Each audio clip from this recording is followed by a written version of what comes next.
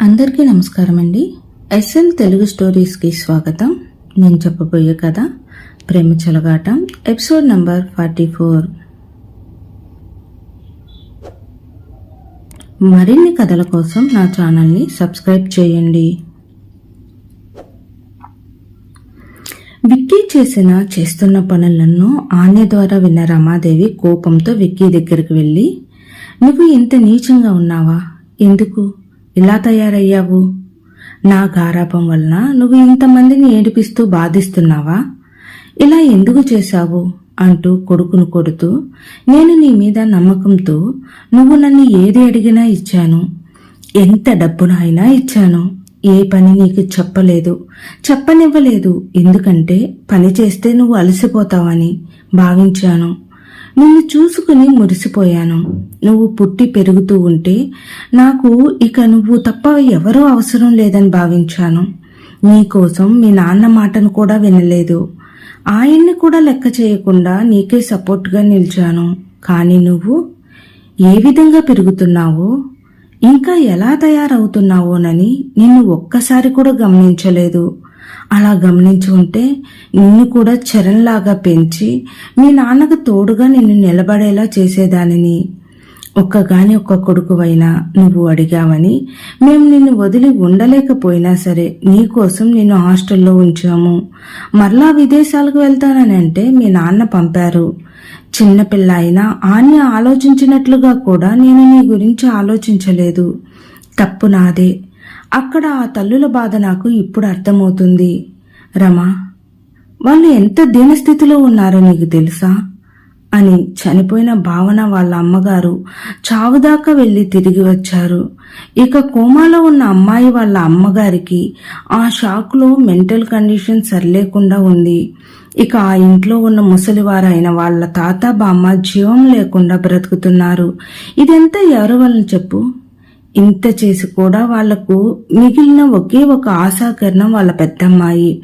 ఇప్పుడు ఈ దౌర్భాగ్యుడు ఆ పిల్లను కూడా ప్రశాంతంగా బ్రతకనివ్వడం లేదు అని చాలా కోపంగా అన్నాడు మోహన్ రావు. అదంతా విన్న రమాదేవి చాలా బాధపడుతూ మోహన్ రావు దగ్గరికి వెళ్ళి, నిజంగా వీడు ఇలా ఉన్నాడని నాకు తెలియదు. ఏదో తాగిన మత్తులో అలా తెలియక యాక్సిడెంట్ చేసి ఉంటాడని నేను వాడిని సమర్థించాను. ఇలా అమ్మాయిల మాన ప్రాణాలకు హాని చేస్తూ 10 మందితో కొట్టించుకుంటూ మన పరువు తీస్తాడని అనుకోలేదు.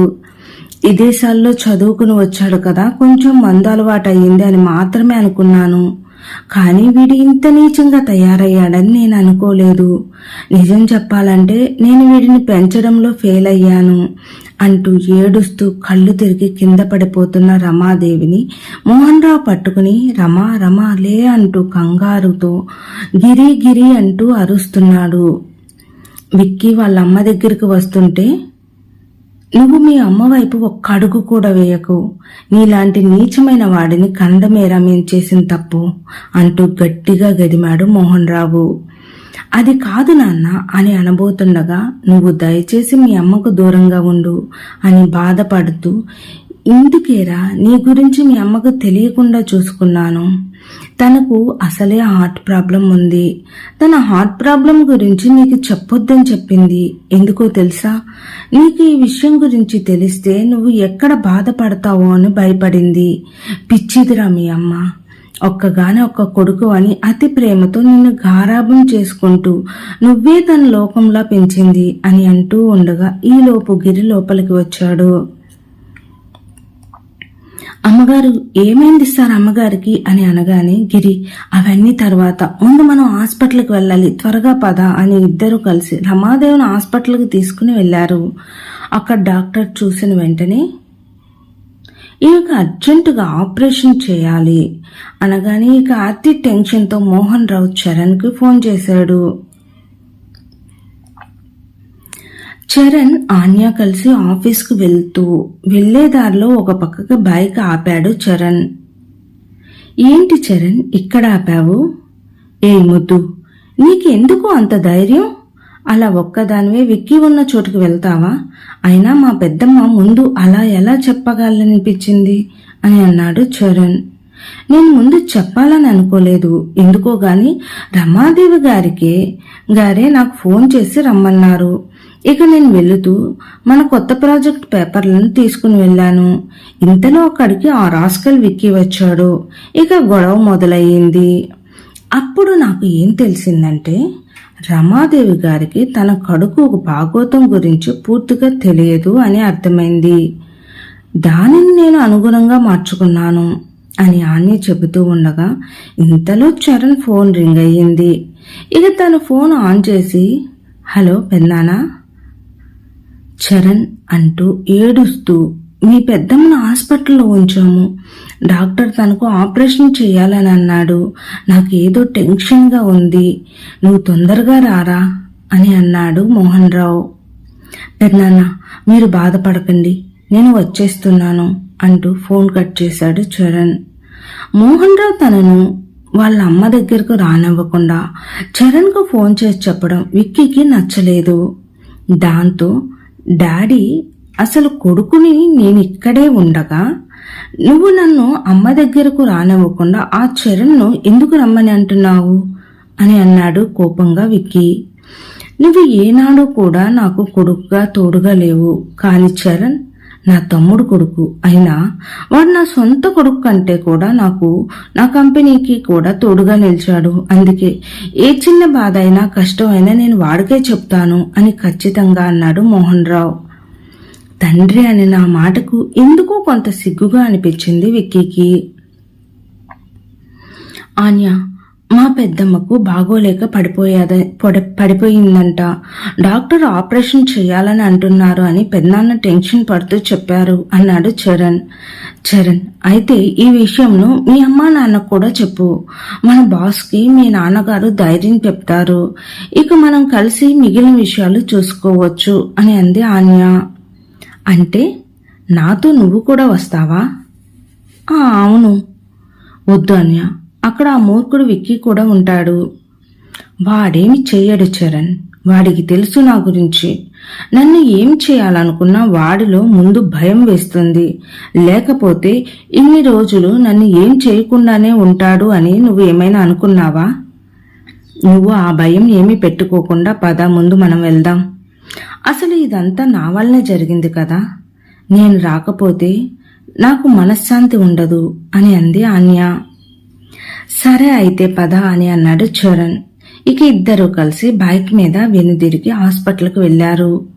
చరణ్ను చూడగానే మోహన్ రావు బాధతో, చూడరా చరణ్, మీ అన్న వలన ఇప్పుడు మీ పెద్దమ్మకి ఏ పరిస్థితి వచ్చిందో. వాడి వలన ఏదో ఒక రోజు బాధపడుతుంది అనుకున్నాను, కానీ ఆ రోజు ఇంత తొందరగా వస్తుందని అనుకోలేదు. అసలే మీ పెద్దమ్మకు హార్ట్ ప్రాబ్లం ఉంది.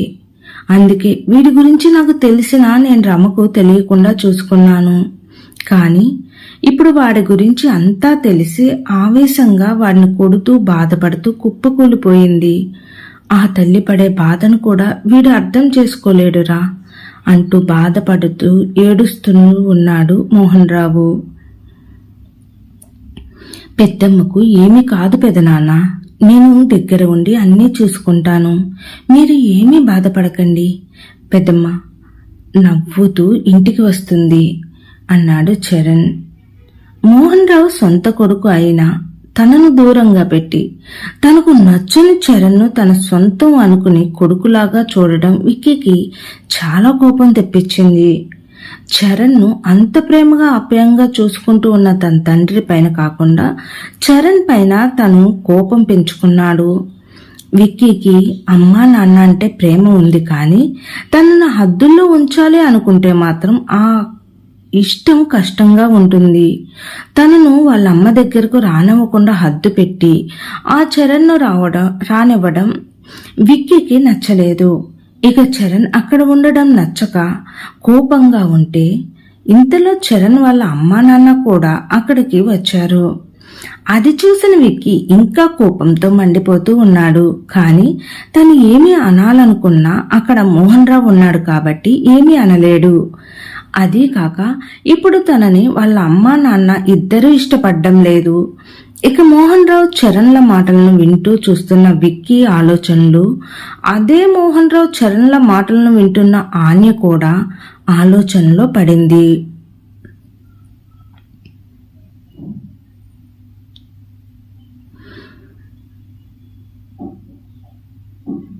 ఆన్య వలనే రమాదేవికి హార్ట్ అటాక్ వచ్చిందా, లేక విక్కీ వల్ల వచ్చిందా?